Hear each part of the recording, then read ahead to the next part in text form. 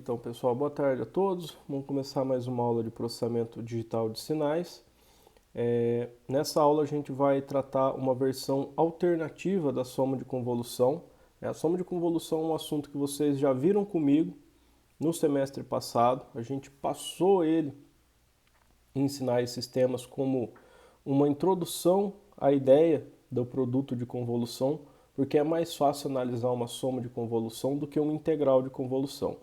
Então, no semestre passado, a gente viu a soma de convolução como um, um caminho aí, uma progressão para chegar ao entendimento da integral de convolução.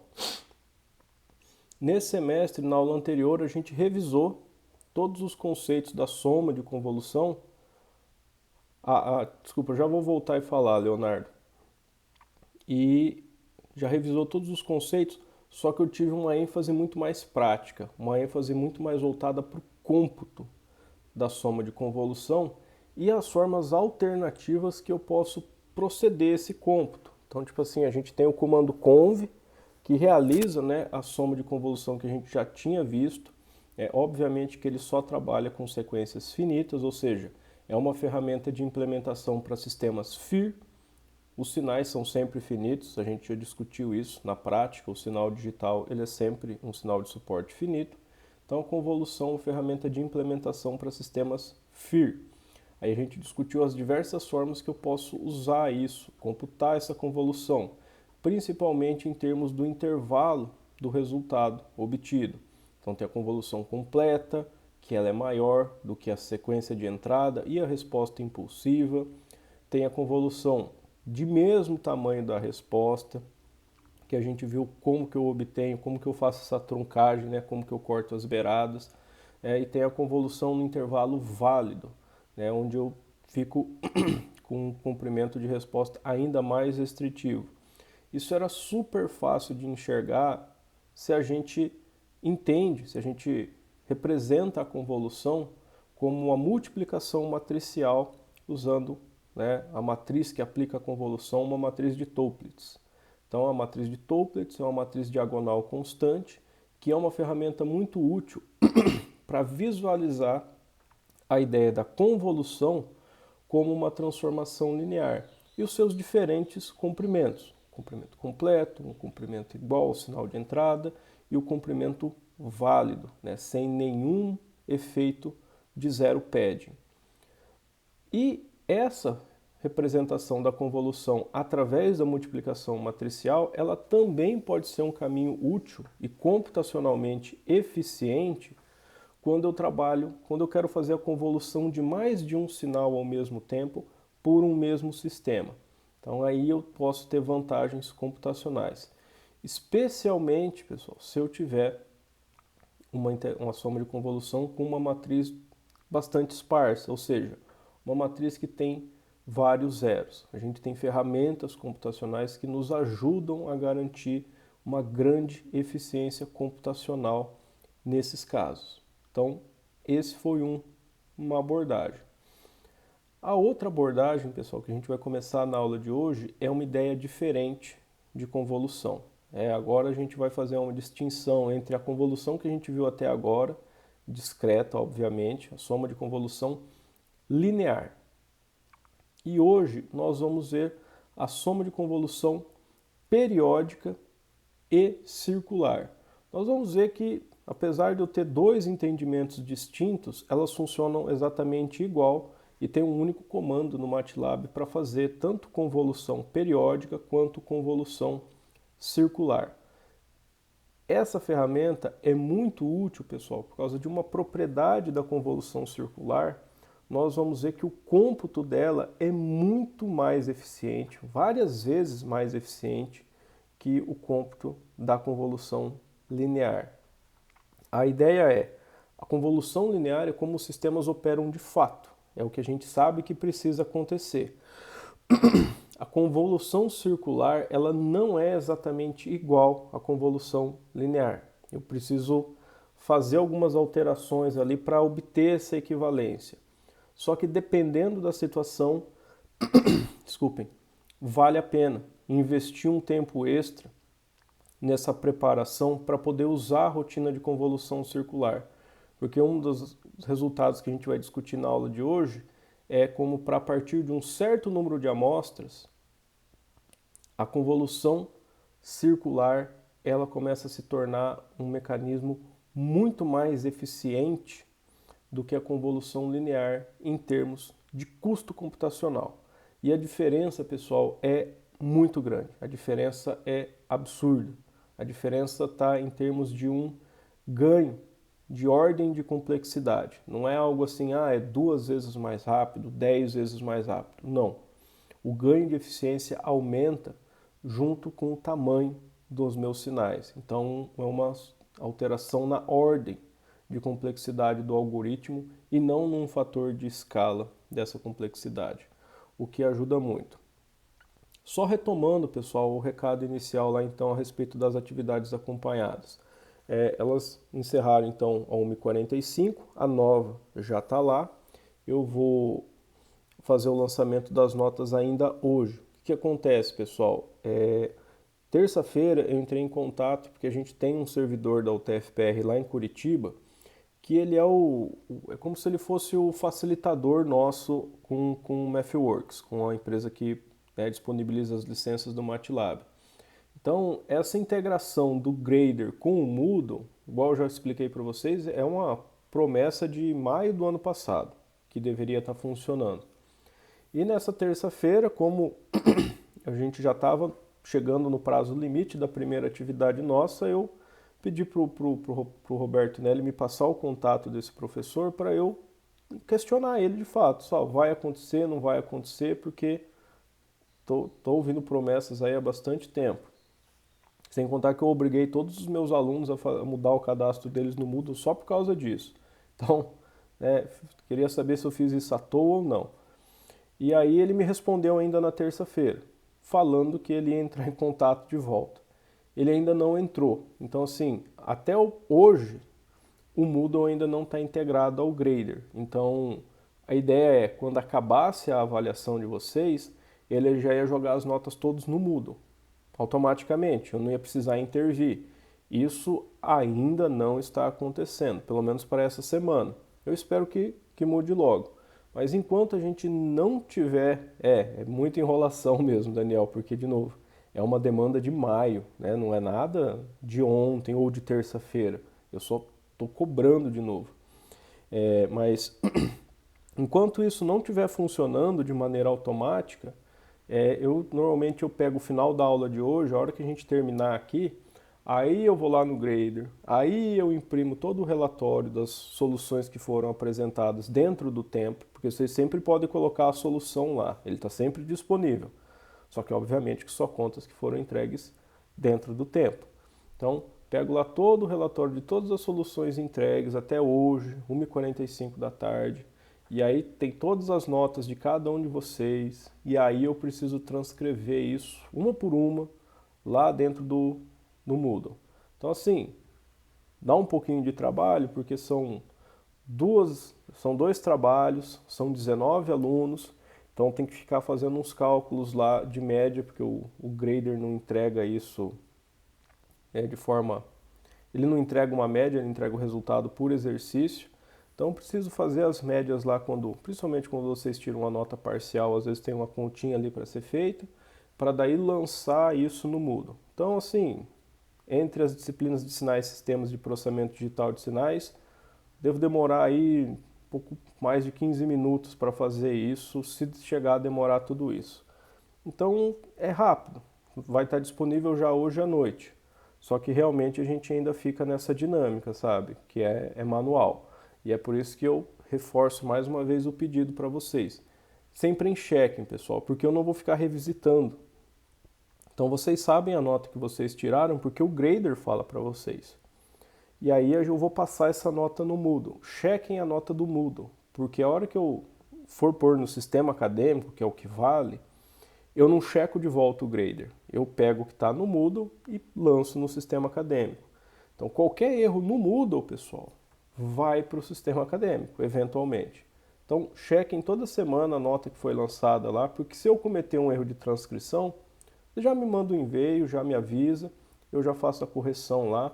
Não deixe isso propagar lá na frente, porque daí é o que acontece. Às vezes você esquece qual foi a avaliação que estava com uma nota errada, e aí depois, não é que é impossível, só que é razoavelmente trabalhoso voltar aí para procurar onde é que estava essa nota que não estava correta. Então, peço aí a atenção de vocês de sempre checar o grader semana a semana para ver se a nota de vocês está ok, o que vocês já sabem que vocês tiraram, e daí eventualmente quando eu passar isso para o sistema acadêmico, a gente só tem um ponto novamente onde pode acontecer um erro de transcrição, aí eu já sei o que pode ter acontecido. Porque se a gente não checa isso antes, a gente fica com 2 pontos de erros de transcrição, pelo menos até a automação do sistema não entrar em vigor aí. Beleza, pessoal? Então, vamos iniciar aí o conteúdo da aula de hoje.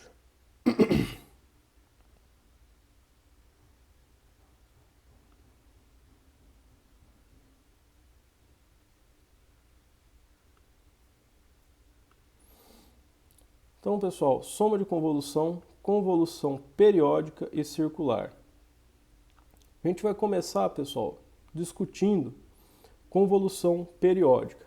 A ideia da convolução periódica, pessoal, é bastante simples, porque não é algo que vocês viram, mas passou batido ali um pouco em cima de MMA.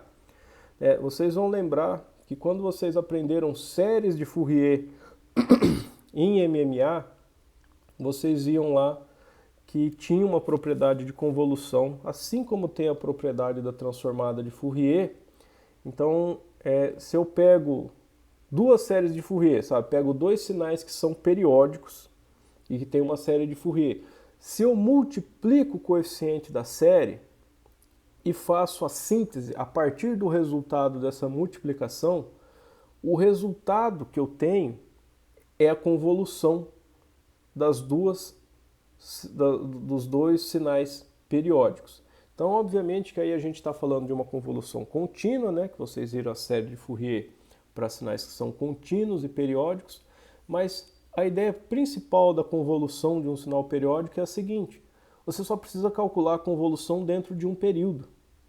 Porque como os 2 sinais são periódicos, né, a gente vai ter uma situação ali onde os deslocamentos uma hora vão se repetir e ficar exatamente em um ponto do sinal em cima do outro, no mesmo instante ali das suas formas de onda. Então, a convolução periódica é igual à integral de convolução de uma função aperiódica, só que a gente só precisa avaliar ela em cima de um período. Aqui, pessoal, no tempo discreto, obviamente que a gente precisa transportar isso para uma sequência, mas a ideia permanece. Eu tenho uma sequência periódica. Essa sequência periódica, pessoal, ela também tem uma série de Fourier. Existe a série de Fourier para uma sequência discreta e periódica, assim como existe para um sinal contínuo e periódico. Se eu multiplico os coeficientes da série de Fourier e reconstruo o sinal, de novo, o resultado é igual à convolução periódica desses sinais. Então, só para exemplificar aqui, um sinal de entrada periódico, x de n igual a cosseno de 2π sobre n vezes n, onde a gente já viu que o n é o período do meu sinal, né? Eu tenho um sinal que se repete aí a cada n amostras, tem um simples sinal cossenoidal. Vou fazer, pessoal, a primeira diferença desse sinal. Vou considerar aqui que eu tenho um sistema que a saída é a entrada vezes o valor anterior da entrada. Bem, pessoal, se eu substituo x por delta e y por h, eu consigo obter a resposta impulsiva. Eu tenho um sistema que a resposta impulsiva é delta de n menos delta de n menos 1. Esse é um sistema FIR, pessoal. O que acontece? Ele tem um impulso que vale 1 na origem e menos 1 no índice 1. Então, ele é uma sequência com apenas 2 valores, 1 e menos 1, partindo da origem, partindo da amostra zero. E o meu sinal é um sinal periódico. Então aqui, pessoal, eu posso definir a minha soma de convolução. A soma de convolução é a linear que a gente viu, estava definida antes. Então vem de menos infinito a mais infinito, por quê? Bem, x de m é uma sequência periódica, então ele tem esses infinitos valores. Não tenho o que fazer. Eu vou, pessoal, avaliar isso para um intervalo bem grande, bem maior que um período, para a gente visualizar. Então aqui escolhendo, por exemplo, um período de 16 amostras. Vou visualizar isso, pessoal, com n de menos 17 até 31.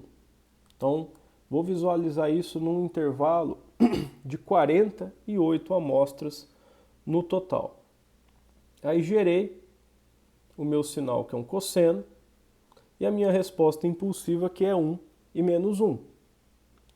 De novo, como a ideia é obter o resultado periódico, né, eu calculei a convolução linear somente por intervalo válido. Porque, de novo, eu não estou gerando os infinitos valores. A sequência x tem infinitos valores, vai com n de menos infinito até mais infinito. Só que eu estou calculando só para n de menos 17 a mais 31.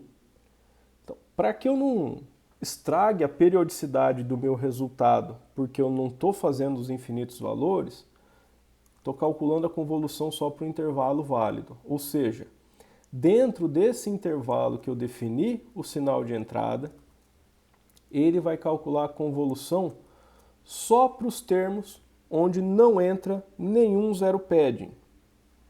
Dessa forma, pessoal, para os valores que eu ainda estou representando, que ainda vou calcular, é como se eu estivesse fazendo a convolução da sequência inteira infinita.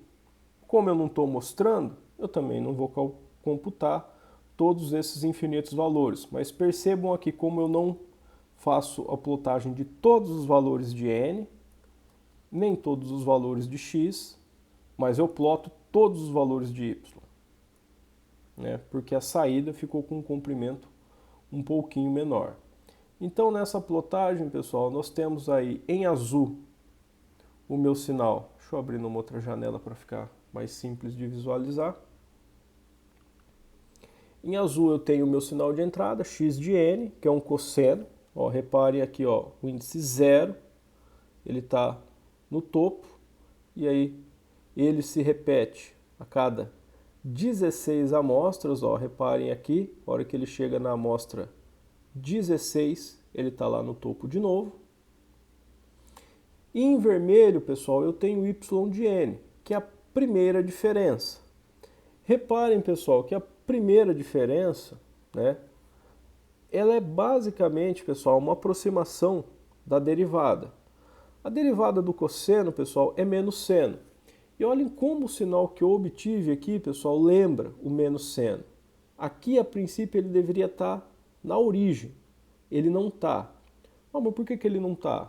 De novo, a primeira diferença, ela aproxima a derivada. Ela não é uma derivada. Então eu tenho um sinal que se aproxima de menos seno, mas ele não é exatamente igual a menos seno. Então, dentro desse intervalo aqui, é como eu estivesse olhando só um pedaço do meu sinal, mas a ideia é que ele se repete fora desse intervalo. Então, é a interpretação de uma convolução periódica da sequência x de n com um sistema primeira diferença, e a saída também é periódica. Então, até aqui, pessoal, simples. Utilizei a convolução linear para estudar essa convolução periódica. Mas, de novo, desculpa, pessoal, que eu estou no lugar errado. Olhem até certo ponto a trabalheira. Então, essa interpretação específica aqui de que eu preciso fazer essa convolução com intervalo válido. Eu preciso ter um intervalo maior do que o que eu vou mostrar para poder ter os valores calculados necessários que eu vou mostrar. E isso vai exigir que eu faça uma reindexação dos valores aqui na hora de plotar, para todo mundo ter o mesmo tamanho e está sendo exibido somente no intervalo válido. Então tem assim, tem um cálculo extra aqui, uma interpretação extra, que eu não vou dizer também que é muito difícil, mas complica a ideia. Pessoal, como o resultado é periódico, do mesmo jeito, pessoal, que eu defino um cosseno, eu posso falar, ó, são esses 16 valores que aparecem aqui, do índice de 0 a 15, e depois só repete eles fora desse intervalo. Do mesmo jeito é o resultado, pessoal. Se eu pegar o sinal aqui em vermelho, do primeiro índice aqui 0 até o último índice aqui em 15, ó, depois aqui ele já se repete de novo. Ó, o valor aqui é igual a esse do primeiro. Então eu não preciso fazer essa extrapolação toda e essa convolução com valores extras para enxergar o meu intervalo que o sinal se repete. Eu poderia, de forma muito mais eficiente, calcular só um período. Eu falo, ó, esse é o período da convolução periódica. Esse resultado se repete indefinidamente fora desse intervalo. Então a ideia é buscar algo mais eficiente. Ao invés de fazer uma convolução linear de um intervalo maior que um período, para depois voltar e cortar esses resultados e olhar só dentro do período, ou seja, jogar boa parte do cálculo fora, fazer um cálculo somente dentro do intervalo. Falou, ó, o resultado vai ser periódico também com o mesmo período. Por que não fazer ele só dessa forma? Então aqui na outra figura, pessoal, eu tenho justamente isso. Ó, tenho um único período do meu cosseno. Então reparem aqui que estou só de 0 a 15 no meu índice, né? São 16 amostras. E eu tenho só um período da minha saída, como mostrada anteriormente. Mas reparem que aqui, pessoal, foi justamente onde eu vim aqui definir um índice, né? Para onde vai começar o N, onde vai começar o X e onde eles vão terminar. Então eu fiz todo um cálculo aqui em cima dos índices que eu defini e estou fazendo uma plotagem aí com vários detalhes para obter, quando na verdade, pessoal, eu poderia simplesmente trabalhar direto com uma definição de uma convolução periódica. Porque o que acontece, pessoal? Em matemática, nós temos o operador módulo. O operador módulo, pessoal, é o resto não negativo da divisão inteira, que o MATLAB implementa usando a função mod. Essa operação módulo, pessoal, pelo menos nas referências, né, nos livros de processamento de sinais, ela costuma ser representada dessa maneira. Então é n mod nzão. O que acontece, pessoal? Um sinal que é periódico, um sinal x de n periódico com período n maiúsculo, x de n é igual a x de n módulo n maiúsculo. Porque o que acontece? Ó, eu tenho um sinal que se repete a cada 8 amostras. 8 módulo 8 dá 0. É que o resto da divisão inteira de 8 por 8 é 0. X de 8, então, acaba sendo igual a x de 0. E isso se repete. Se eu pego um outro múltiplo inteiro, se eu pego 16, 16 módulo 8 também é 0. 17 módulo 8 é 1. Então o sinal x17 é igual ao sinal x1. Eu consigo mapear de volta qualquer índice n, de menos infinito até mais infinito, eu consigo mapear de volta para um valor de x0 a xn menos 1, usando esse operador módulo. Pessoal, o MATLAB ele tem dois restos, né? Ele tem uma distinção bastante importante. Então, o módulo ele calcula o resto não negativo. Então, o resultado da operação módulo é sempre positivo. Ele também tem a função REM, R-E-M, do inglês remainder, né? O resto. O resto, pessoal, ele pode ser positivo ou negativo. A diferença, pessoal, é quando a gente tem uma divisão por números negativos, que às vezes acontece na prática. Por exemplo, se eu tenho um sinal, de novo, periódico em 8, eu falo assim, não, mas e o meu índice menos 1? O meu índice menos 1, bem, a divisão de menos 1 por 8 dá 0 e sobra menos 1. Esse é o resultado que a gente está super acostumado a falar, do resto da divisão inteira. Só que nesse caso o resto é negativo. E a gente não pode trabalhar aqui com o resto negativo. Essa é a distinção do módulo. No módulo, pessoal, o resto é sempre positivo. Então o que acontece? Menos 1 módulo 8, bem, o resultado da divisão inteira dá menos 1. Ou seja, eu volto lá para menos 8. Só que aí o resto disso, para menos 1, é 7. Então, menos 1 módulo 8 dá 7.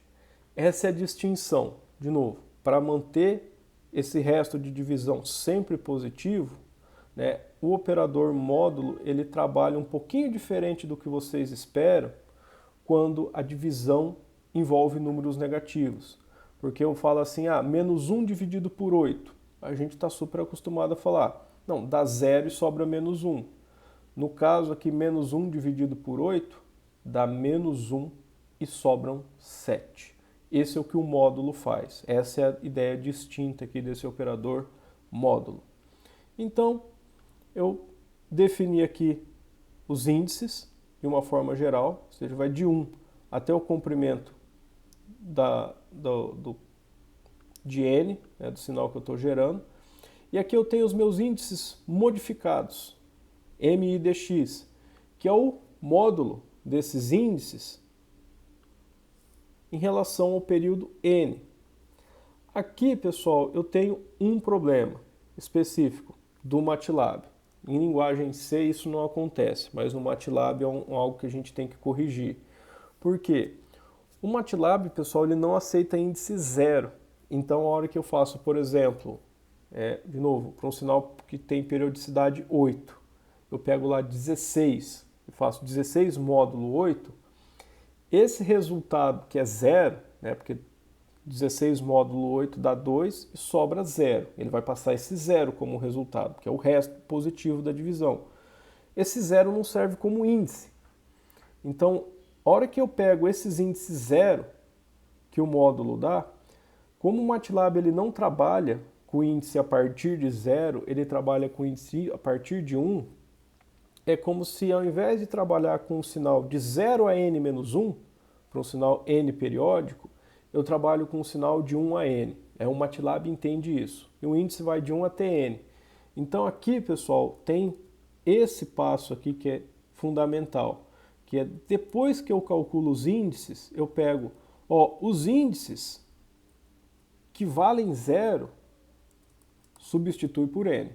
Então reparem aqui, pessoal, que eu estou usando uma das funcionalidades, né, da notação do MATLAB, que eu estou usando o valor do vetor m e dx para alterar o próprio valor do vetor m e dx. Eu estou usando ele para alterar o valor e para indexar onde que ele tem que ser diferente. Eu falo, onde o m e dx for igual a 0, atribua n nesse m e dx.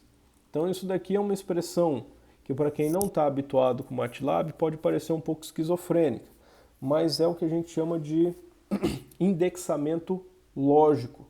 E aí eu posso usar qualquer variável, aqui eu usei a mesma variável para fazer esse indexamento lógico e fazer a atribuição. Isso aqui é muito mais rápido, pessoal, sem contar de ser uma escrita de código muito mais elegante do que eu testar isso daqui dentro de um loop e modificar dentro do loop, porque o loop ele não vai conseguir otimizar.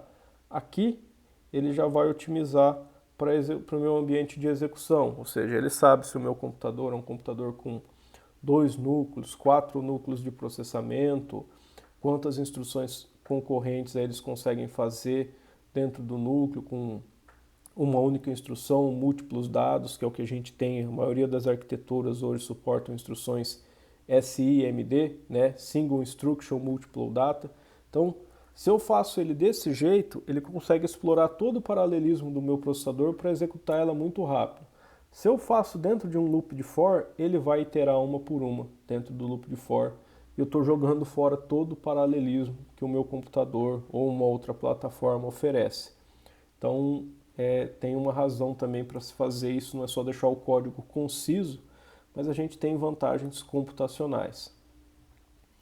E aqui, pessoal, só para a gente verificar que é o mesmo resultado, mas é uma coisa muito complicada a gente testar a igualdade dentro do MATLAB. Pessoal, reparem aqui que eu peguei o x com o índice original, os índices lá do início, e eu peguei o x com os índices modificados, para estar só como se fosse assim, no primeiro ciclo, né? Só de 0 a n-1. E eu subtraí esses valores. A princípio, pessoal, isso deveria dar 0. Só que, de novo, quando a gente faz contas com precisão finita, a gente não tem garantia. Se eu calculei dois números a partir de valores diferentes, e o cosseno que está sendo calculado aí justamente acontece isso, essas contas estão sendo feitas em cima de π. π é um número irracional. Então, quando eu calculo o cosseno de 2 vezes π e o cosseno de 4 vezes π, nós sabemos que o resultado exato é 0, nos dois casos. Só que esse pode não ser o resultado que o MATLAB vai calcular para todas as casas depois da vírgula, porque, de novo, o π é irracional e o MATLAB só faz até a 15ª casa depois da vírgula, então podem ter pequenas diferenças. Então eu percebo aqui, pessoal, que a hora que eu faço essa reindexação, o resultado deveria ser o mesmo. Então a hora que eu subtraio um do outro, deveria ser 0. Só que eu encontro um erro máximo, pessoal, de 9,99 vezes 10 a menos 16. Ou seja, existe uma diferença. Mas essa diferença, pessoal, está dentro do erro de arredondamento numérico do MATLAB. Porque a precisão do MATLAB, existe uma variável interna dele que é o EPS. Se você digita EPS e executa, ele responde aqui para você, falou, a minha precisão é de 2,22 vezes 10 a menos 16. Então, tipo assim, esse é o erro dele para 1. Ou seja, entre 1 inteiro e o próximo valor ponto flutuante que ele tem, esse é o passo. Então ele tem 1 mais esse EPS aqui. No meio do caminho não tem nada, não tem nenhuma representação. Então ele representa o passo aqui que eu tenho a partir de 1.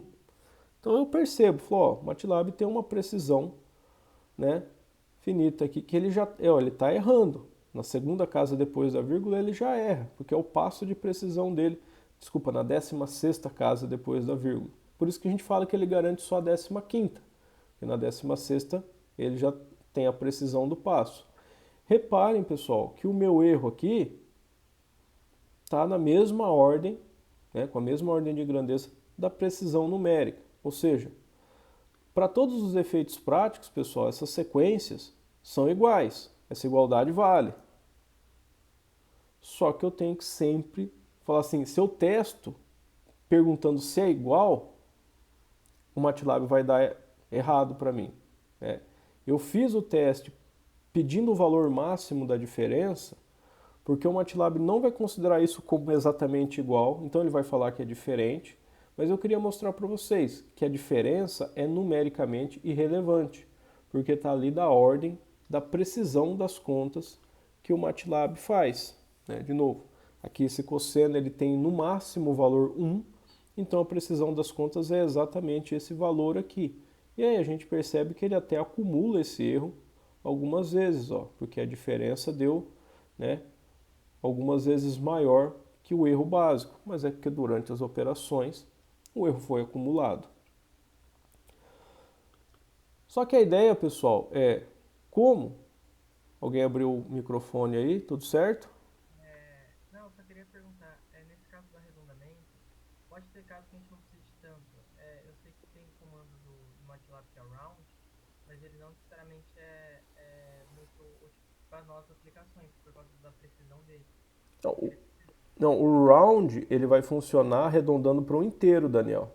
de arredondar tudo inteiro. É, ele arredonda para o próximo inteiro. O round ele é um comando que trabalha com inteiros, né? Então ele pega um número ponto flutuante e ele arredonda para o próximo inteiro. Então você tem no MATLAB, você tem a função round, que arredonda para o inteiro mais próximo.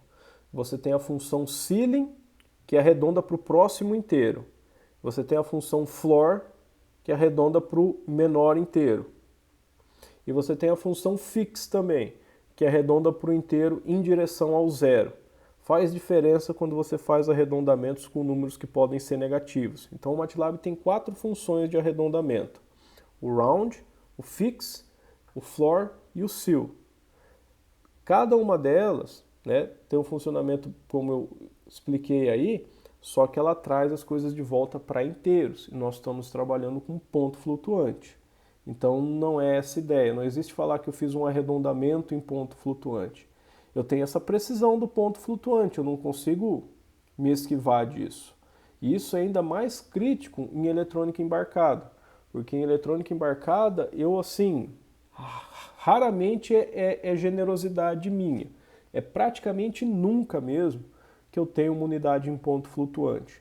Nós temos uma unidade lógica aritmética, só que foi feita para trabalhar com inteiros, mas que eu posso usar para trabalhar com ponto fixo. Então a gente tem precisão de ponto fixo em eletrônica embarcada. E a precisão de ponto fixo, pessoal, ela pode ser aí no 4, 5 casas depois da vírgula. Então, esses erros eles aparecem cada vez mais. Só que a gente tem que manter, sempre ter em mente, né, o que é um erro, identificar o que é um erro de arredondamento matemático e de precisão numérica finita e o que era um resultado que deveria ser igual, mas está completamente diferente. A gente sempre tem que ter qual que é a nossa precisão numérica em mente para fazer esse julgamento. Porque eu poderia ter a função no MATLAB. Deixa eu pegar aqui o código. Deixa eu executar esse trecho aqui de novo. Is equal x de dx e x de m e dx. Então aqui eu estou testando o vetor x com os índices originais ou o vetor x com os índices modificados são iguais, porque a teoria me diz que eles têm que ser iguais. Só que a hora que eu executo isso daqui, opa,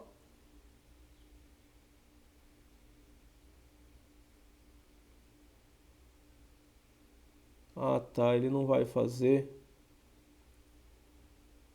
porque I dx é 1 por 8, M dx é 1 por 49. Ele não aceitou fazer porque não tem o mesmo tamanho. Mas ele, se eu alterasse aqui para ele pegar só o mesmo tamanho, ele ainda ia dar errado. Porque, de novo, os valores não dão exatamente igual. Dá aquele resultado que a gente viu ali. Existe um erro máximo, pelo menos um erro máximo. Opa, pedi para executar de novo.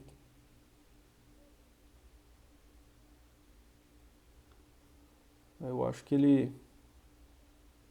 Ah, entendi o que aconteceu. Pedi aqui para ele executar novamente tudo. É porque eu redefino provavelmente o IDX depois mais lá embaixo, então ele estava usando o IDX de uma outra posição de memória. Ah, provavelmente foi até por isso que ele deu errado. Então deixa eu parar isso aqui, voltar aquele cálculo. Isso. Pronto, agora executa todo mundo.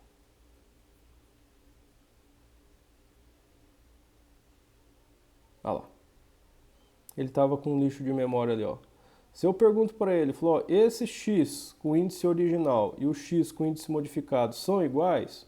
Ele deu para mim resposta lógico zero, que é falso. Ele falou, não, não são iguais. Eu falei aqui, ó, e existe, ó, a diferença máxima entre eles é dessa quantia.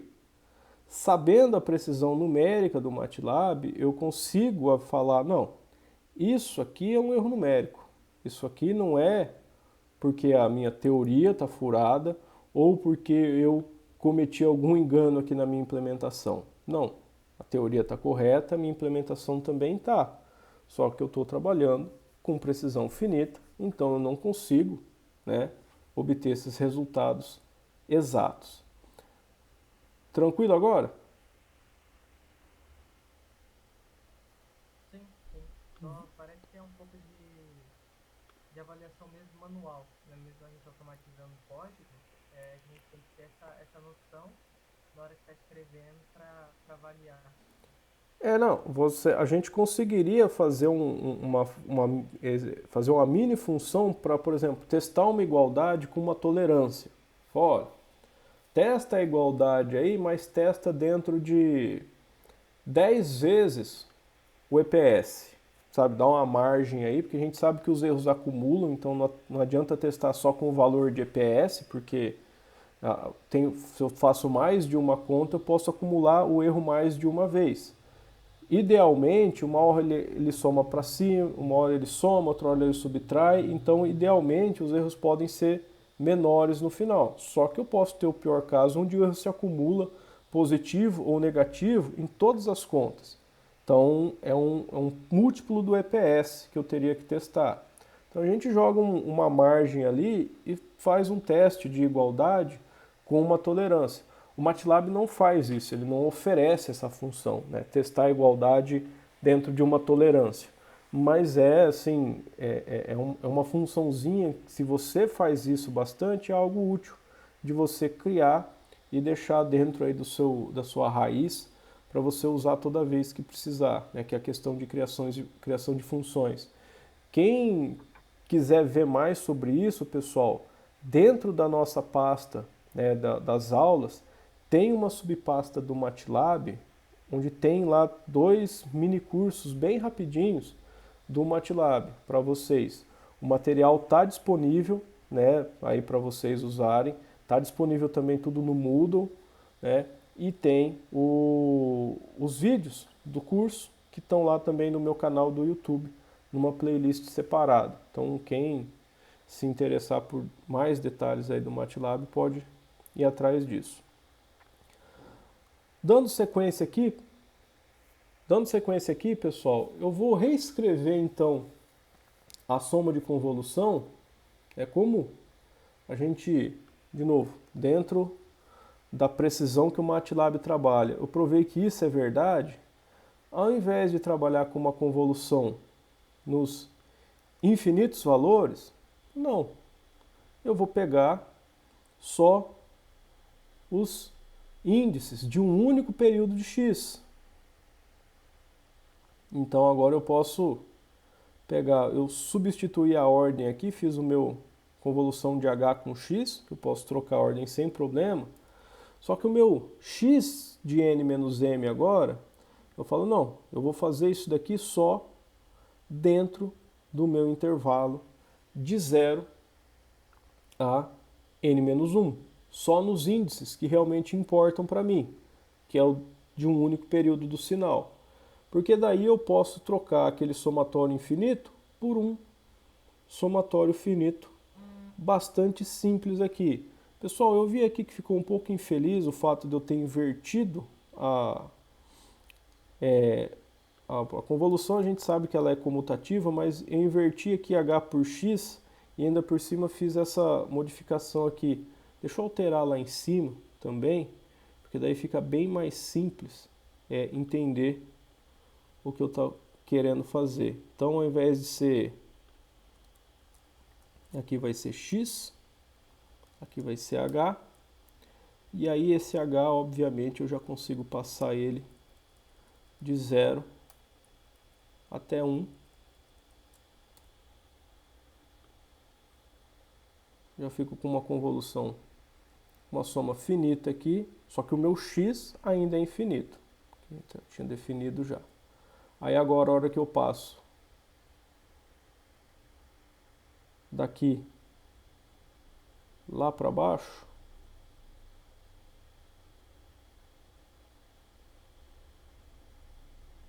ah tá, só deixa eu colocar aqui, coloquei aqui o 1 já, deixa eu colocar como a ordem M do sistema FIR, que aí fica mais geral, isso, aí fica um pouquinho mais transparente aqui quais são as manipulações matemáticas que estão acontecendo.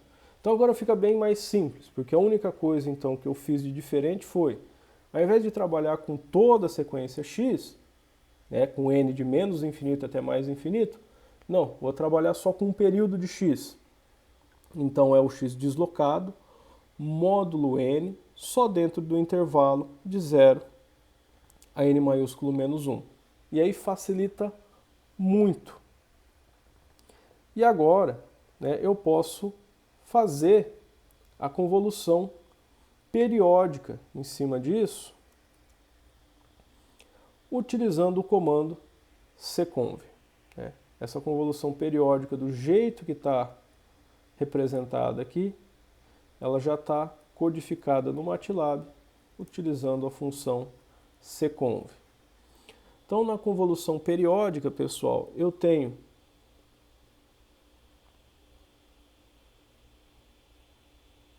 aqui a minha sequência, 16 amostras, gerei um n de 0 até 15, né, os 16 índices então, né, indo de 0 a 15.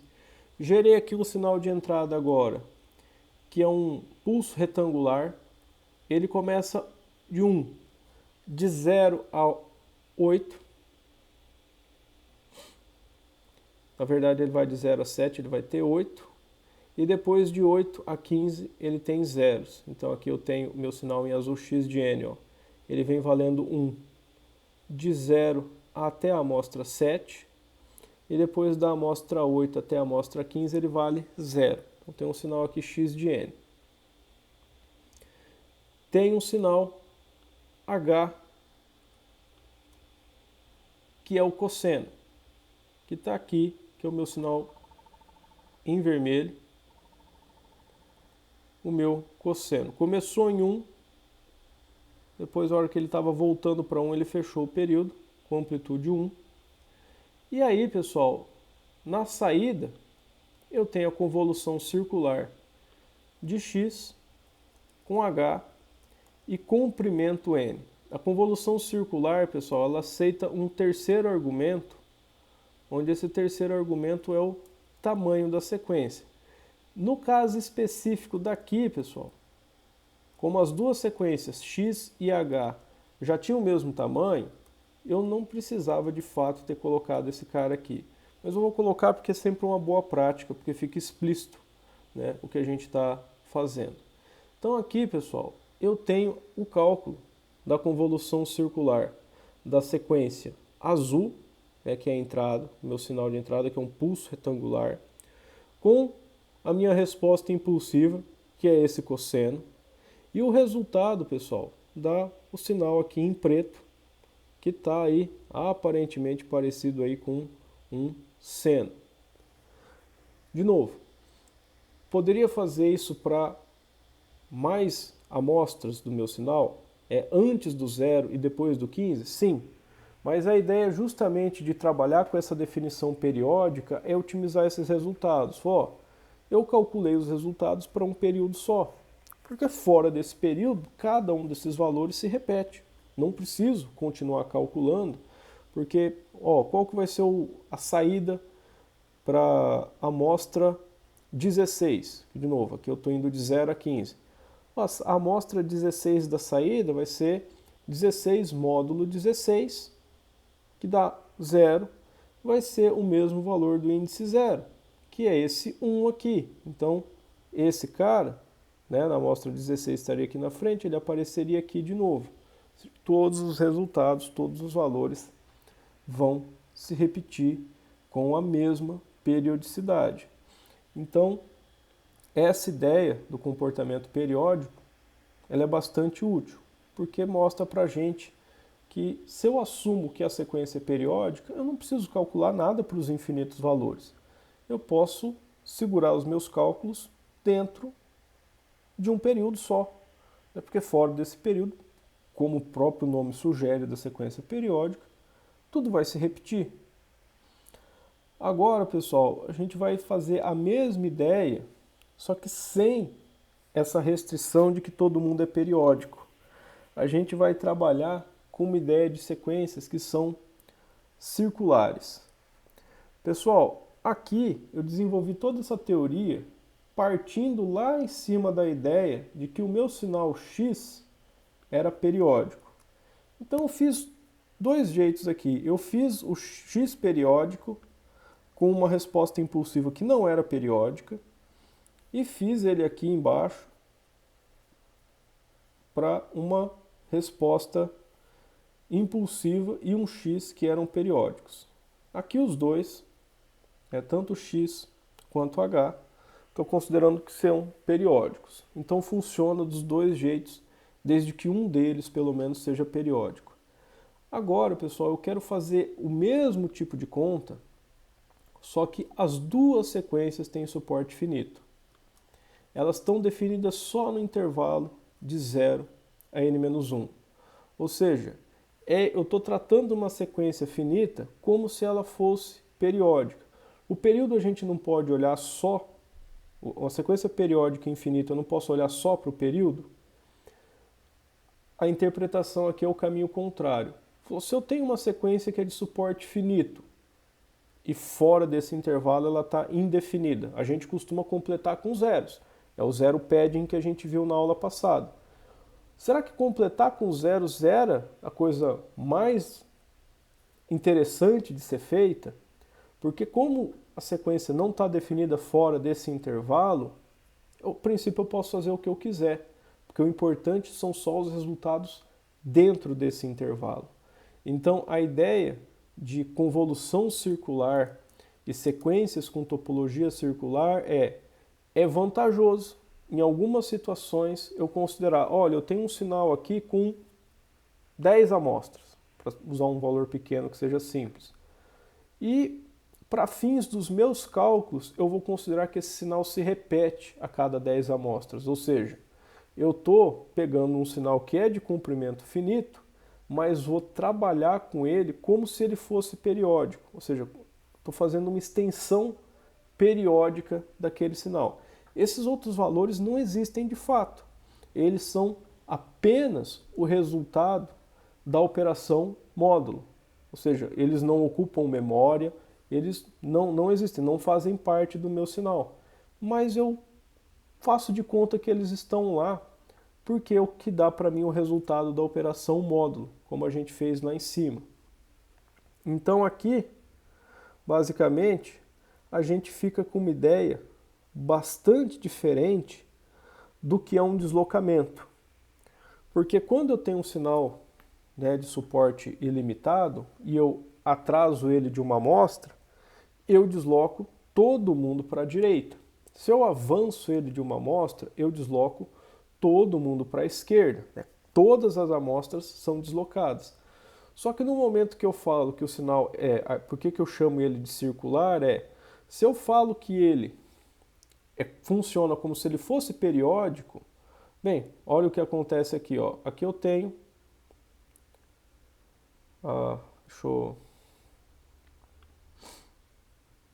vou fazer o que eu fiz na outra aula que ajudou bastante. Vou exportar isso aqui como um videozinho e colocar lá na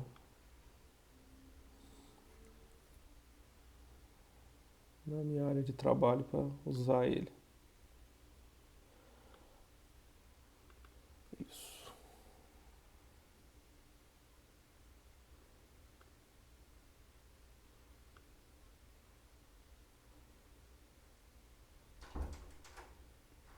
Nossa, ele pegou uns quadros aqui das outras figuras, não sei porquê, mas tá. A princípio ele começa aqui.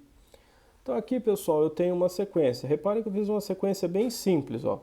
Ela está do índice 0 ao índice 7, ela tem 8 amostras, e o valor das amostras é o mesmo do índice, né? Ó, ela está indo de 0 a 7.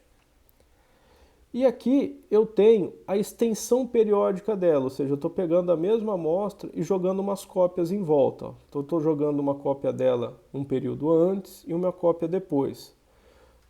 Quando eu imagino que uma sequência é periódica, mas ela de fato não é, o deslocamento dela fica com uma característica interessante, porque se eu atraso ela de uma amostra e ela vai para a direita,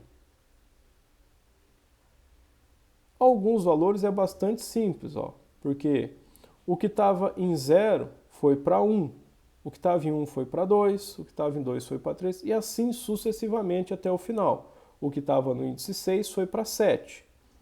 E aqui, ele periódico fazendo isso aqui no meio. Ó. O problema é, e a última amostra? O que já estava em 7. Não tem nada à direita de 7. 7 é o último índice. Só que na extensão periódica, pessoal, quando eu desloco todo mundo para a direita, a última amostra do intervalo que vinha antes vira a primeira amostra do meu intervalo atual. Então, em termos de uma sequência periódica, o deslocamento tanto para a direita quanto para a esquerda continua a mesma coisa. Estou só empurrando as amostras. Só que a hora que eu enxergo isso em cima de um único período, vem a ideia do deslocamento circular. Por quê? Conforme eu desloco os valores para a direita, todo mundo vai um para a direita. Só que o último, ele não tem uma posição à direita para ir. Então ele volta para a primeira posição. Então, o que acontece aqui é sequência original, sem nenhum deslocamento, deslocada para a direita. O último foi lá para o primeiro, desloco mais um.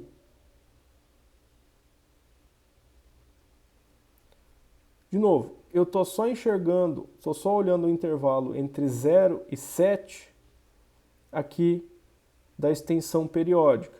Mas se eu olho só para esse intervalo, vem a ideia de que o meu domínio é circular, que depois da última amostra, eu volto para a primeira. Então, depois do último índice, eu volto para o primeiro, como se o domínio estivesse em cima de um círculo.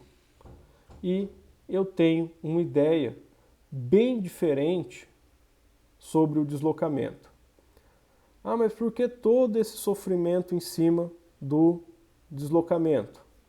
Pessoal, a definição do deslocamento é importante porque aqui acho que precisa de uma limpeza da figura antes para isso não acontecer. Deixa eu deixar isso aqui salvo. Aí a hora que vocês executarem o código aí, o computador de vocês ele não vai ficar gerando esses quadros das figuras anteriores. Pessoal, essa característica distinta do deslocamento ela é importante porque a convolução, pessoal, ela está definida com um deslocamento. É a somatória de uma sequência deslocada e multiplicada pelo valor de uma outra sequência. Então, a hora que eu falo convolução circular, é porque eu estou trabalhando com uma definição do deslocamento circular. Daqui que vem o nome, pessoal, seconv. Igual eu falei para vocês, pessoal, o MATLAB tem um único comando para convolução circular e periódica, que na verdade é o comando de convolução circular dele. Só que, mais uma vez, a convolução circular dá um resultado que é equivalente ao da convolução periódica. Só que ele só dá um período. Mas se eu quiser, eu posso replicar as contas disso aqui para outros períodos. Mas normalmente a gente só precisa calcular um único período. Por isso que só tem o comando seconv. Então o seconv realiza a soma de convolução, só que ao invés de um deslocamento linear, eu tenho um deslocamento circular na sequência que é refletida e deslocada. E aí, pessoal, a gente vê agora o porquê de todo esse trabalho. Tá, mas beleza, fizemos isso, então existe uma definição alternativa da convolução, com domínio circular para um número finito de amostras. Tá, legal. Por que fazer isso? Né? Só para complicar, né? A gente já não tinha uma convolução linear. Por que fazer essa circular? Pessoal, a gente ainda vai estudar exatamente o porquê disso, mas deixa eu abrir essa figura aqui para deixar bem claro. Existe uma razão para definir a convolução circular, que é a seguinte ideia. O cálculo da convolução circular ela é muito mais eficiente do que o cálculo da convolução linear. Pessoal, esse gráfico aqui eu poderia fazer ele indo para um tamanho de sinal bem maior. Reparem aqui que eu tenho um eixo x que começa aqui com duas amostras, ó, eu tenho 10 elevado a zero aqui, eu tenho um eixo logarítmico no eixo x. Ele começa aqui, obviamente com uma amostra ele não calculou nada, mas aqui ele já começa com duas. E aí ele vai crescendo, aqui eu tenho 2 a 100, 2 a 10, eu tenho 100 amostras. Aqui eu tenho 2 a 40, aqui eu tenho, desculpa, aqui eu tenho 10 elevado a 4, eu tenho 10 mil amostras. E aqui eu tenho 10 elevado a sexta, eu tenho 1 milhão de amostras. No eixo y, pessoal, eu tenho o tempo de execução disso daqui. Esse tempo de execução foi dado em segundos. Então reparem, pessoal, até aqui, ó, em 10 mil amostras, ó, a convolução linear está bastante rápida, está gastando aí um pouco menos de 0,1 segundo, ó, 10 a menos 1.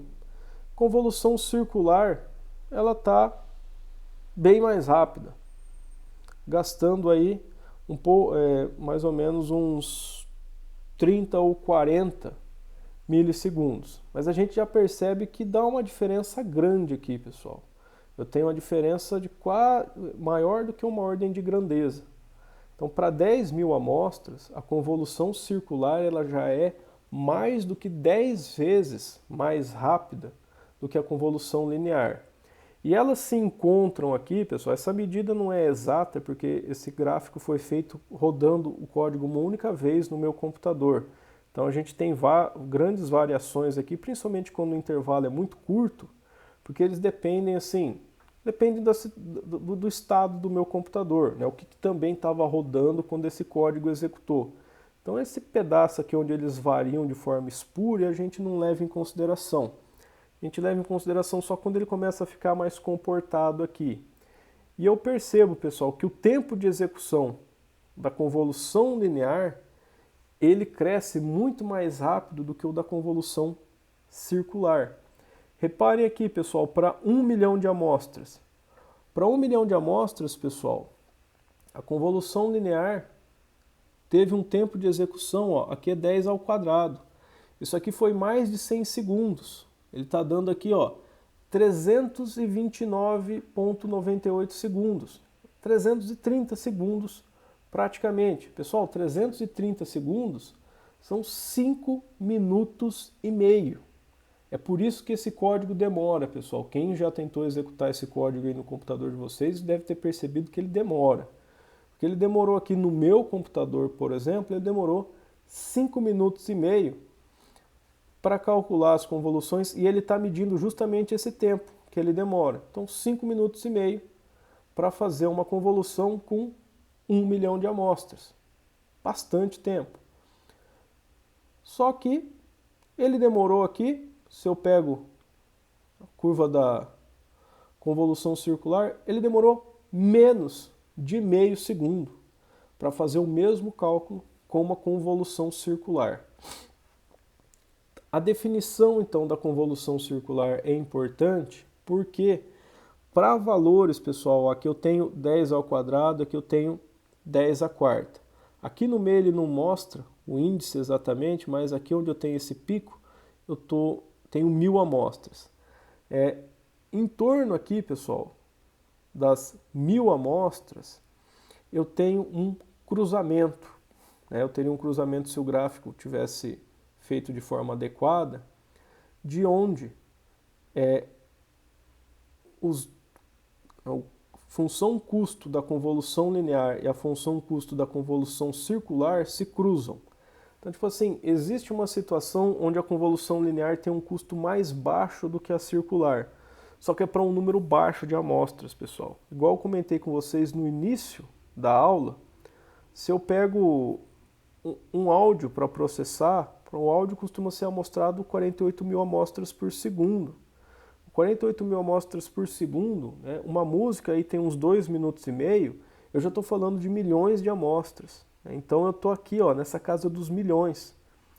Nessa casa aqui dos milhares, pessoal, são assim pouquíssimas aplicações práticas que têm sinais com tão poucas amostras, tão poucos valores. Então, na grande maioria das aplicações, pessoal, a gente tem uma vantagem muito grande em trabalhar com a convolução circular.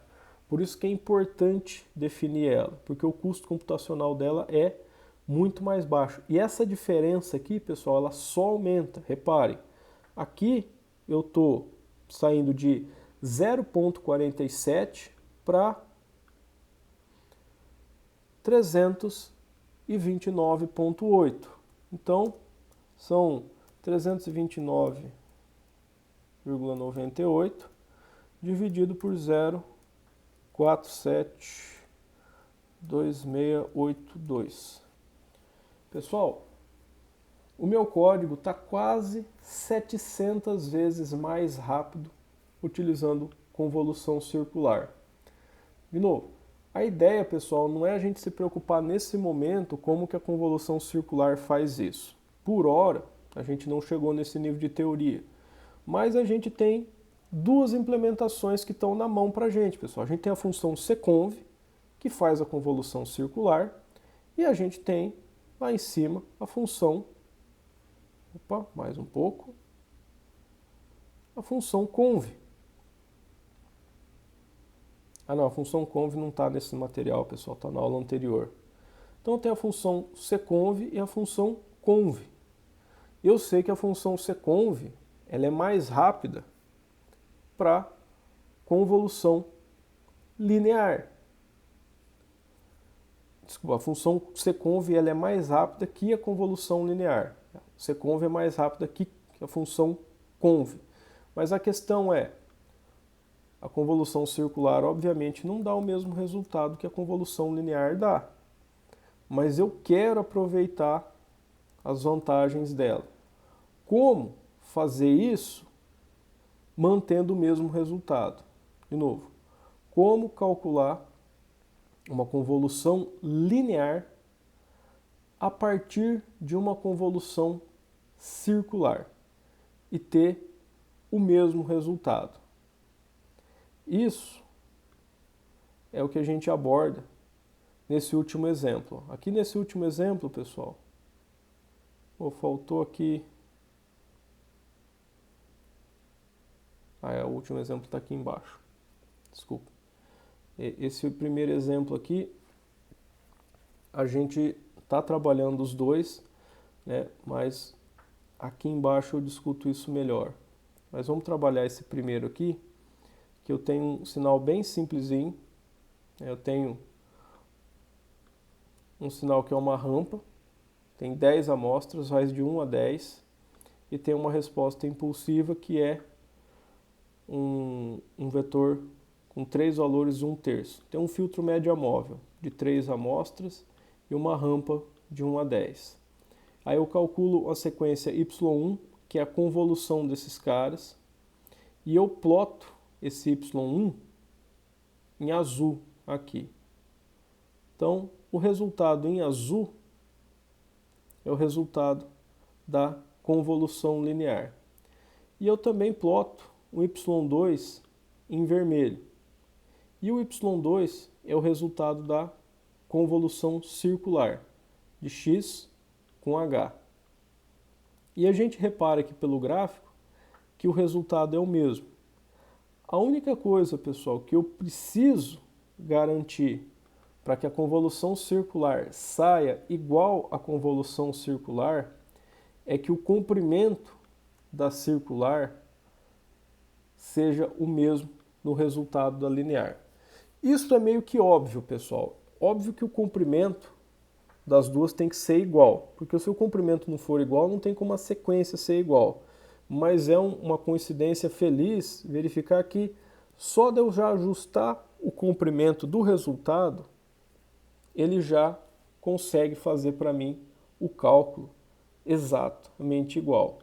Basicamente, pessoal, aqui eu pedi para ele fazer a convolução, eu tenho x, que é uma sequência de 10 valores, e eu tenho h, que é uma sequência de 3 valores.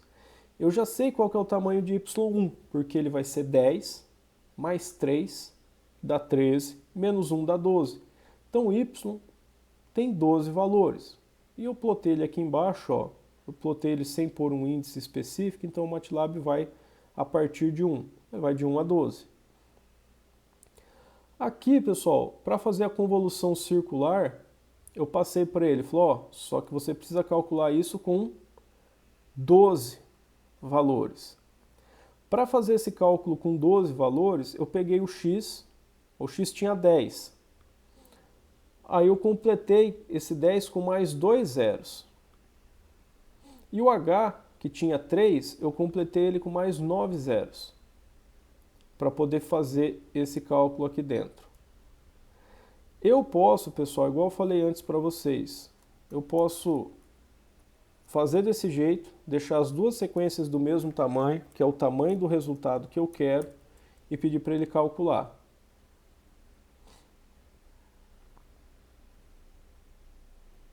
Ele dá o resultado lá para mim, com os mesmos valores certos.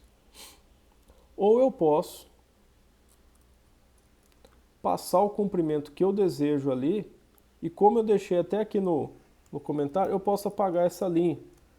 Eu não preciso completar manualmente com zeros, porque quando eu falo qual que é o comprimento do seconv aqui, a própria função já vai completar o x e o h com um número de zeros suficientes para fazer o cálculo.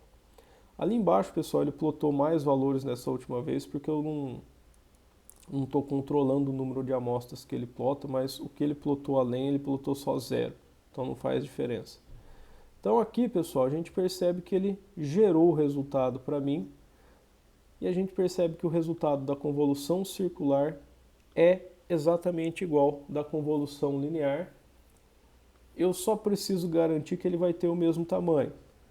Aqui, pessoal, obviamente que eu estou fazendo isso de um jeito estúpido, porque eu estou calculando a convolução linear para saber qual que é esse tamanho.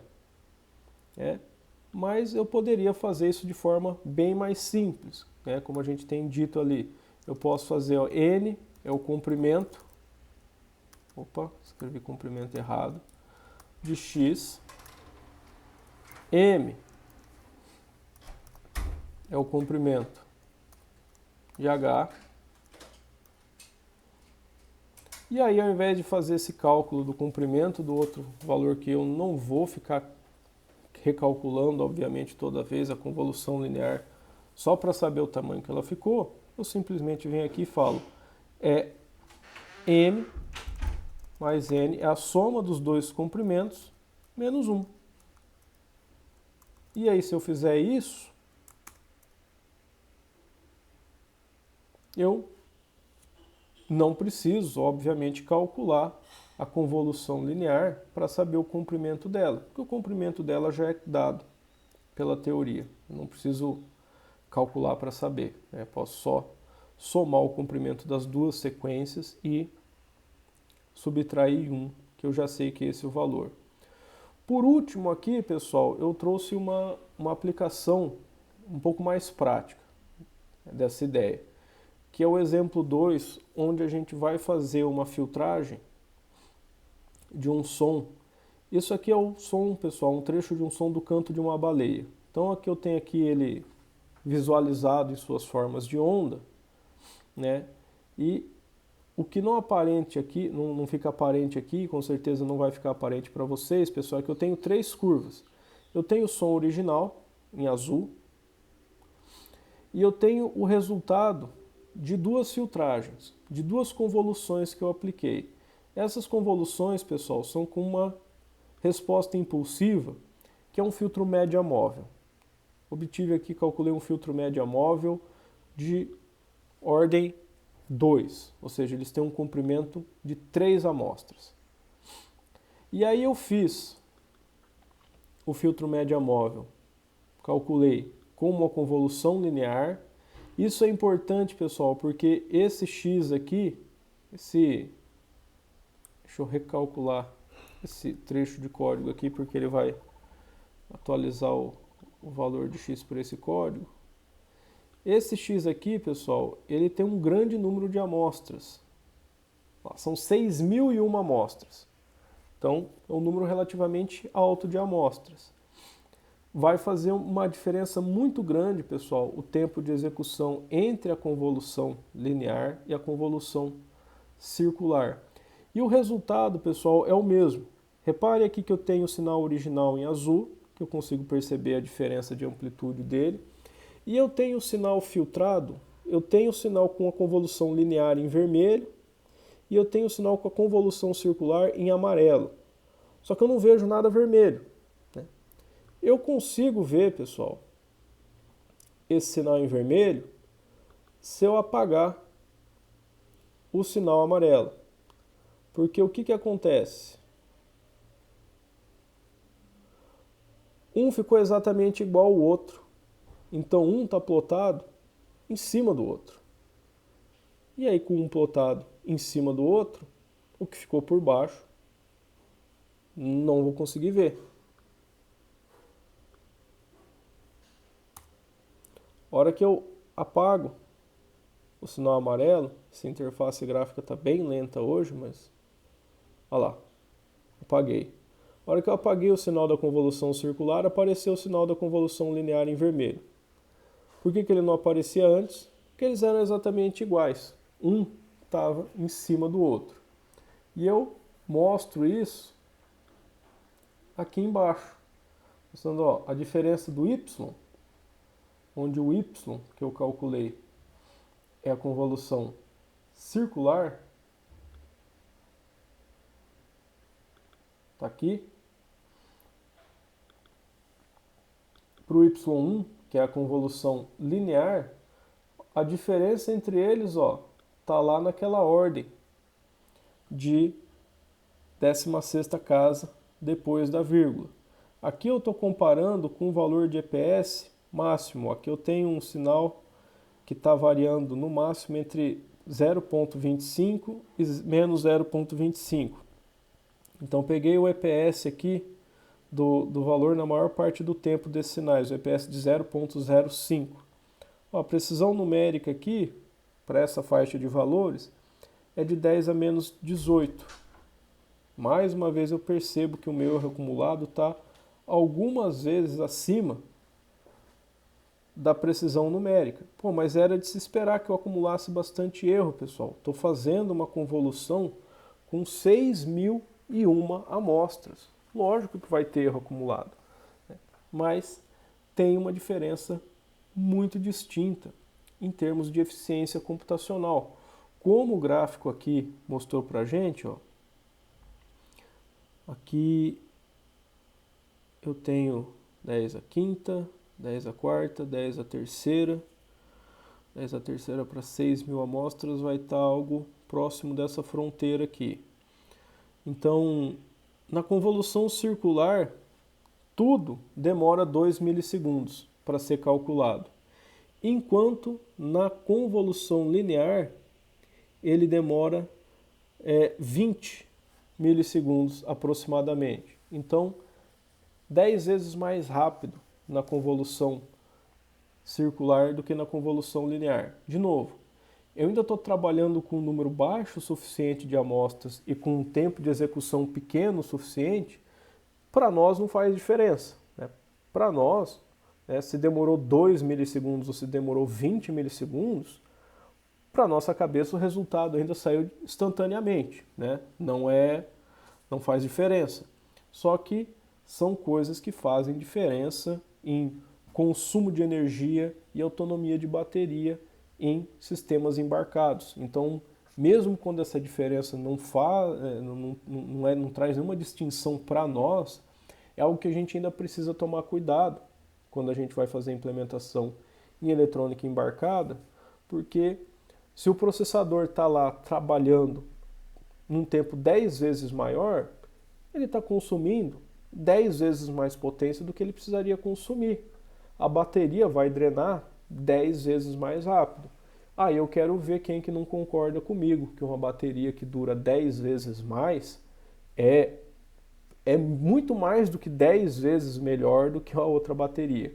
Porque a gente ganha graus de liberdade com autonomia que vão muito além só do tempo de vida útil e do custo, mas também tem todas as questões de usabilidade e praticidade dos componentes aí, das soluções que estão sendo desenvolvidas. Então, pessoal, isso é o que eu queria passar para vocês hoje, trazer esse conceito de convolução circular, que é uma interpretação em cima da ideia mais básica de convolução periódica, e que isso está estreitamente relacionado com a convolução que vocês já conheciam, que é a convolução linear, e que existe uma forma de usar a convolução circular para calcular a linear de maneira mais eficiente. Nós só vamos aprender de onde vem o ganho de eficiência da convolução circular depois que nós aprendermos a respeito da transformada rápida de Fourier, que é o nosso último conteúdo antes da avaliação. Então, tipo assim, mas já adiantando para vocês, a gente faz um longo caminho, passando do domínio do tempo para o domínio da frequência, e depois voltando para o domínio do tempo, para poder implementar uma convolução circular de maneira eficiente. E é por isso que não é para qualquer número de amostras que a gente usa. Ela tem um custo inicial mais alto. Só que depois disso, o custo marginal ele é menor do que o da convolução linear. A convolução linear começa com um custo marginal praticamente zero. Só que ela cresce muito rápido, enquanto da convolução não. Começou a ficar aparente naquela última figura, pessoal, que eu estava analisando para vocês, mas se vocês olharem aí a convolução circular, parece que o valor chega num patamar. E é exatamente isso que acontece. Conforme o número de amostras aumenta bastante, vocês vão ver que o custo da convolução circular ele começa a aparecer um gráfico de escadinha. Ele começa a crescer em valores bem específicos do número de amostras. Ele chega ali no número de amostras, de repente ele pula, sobe um monte, ele permanece constante bastante tempo, enquanto a convolução linear é uma rampa que cresce bem linear. Eu só não explorei isso nesse gráfico para mostrar para vocês, porque não fica viável, né? Se eu aumento mesmo que só 10 vezes o tempo daquele gráfico, o número de amostras, o tempo de execução da convolução linear fica 100 vezes maior. Então, tipo assim, ele já estava em 5 minutos, né? Então eu estou falando já de 500 minutos. Pô, 500 minutos são várias horas, pessoal. Então não era algo que eu queria fazer só para plotar um gráfico, mas é algo que dá para extrapolar de forma bem simples, né? E fazer os gráficos ainda da convolução circular só para ver como que aquilo se comporta de fato para um número maior de amostras. Pessoal, a aula hoje era isso. Essa é uma aula que no semestre passado eu dei em 2 aulas. Eu falei uma só de convolução periódica e a outra só de convolução circular, mas por conta do feriado nosso na próxima terça-feira, eu precisei condensar elas numa única aula e foi por isso que essa aula ela ficou 100% síncrona, né, sem aquela parte da atividade no final, mas é que essa era uma das poucas janelas de oportunidade que eu via de trazer o número das aulas de processamento digital de sinais dentro do que a gente tem disponível nesse semestre. Por isso da dinâmica é um pouquinho diferente hoje, embora o código ainda esteja lá e vocês ainda possam trabalhar e mexer as coisas para aperfeiçoar o entendimento como a gente fez depois. Só realmente não sobrou muito tempo agora no fim da aula para isso. Dúvidas?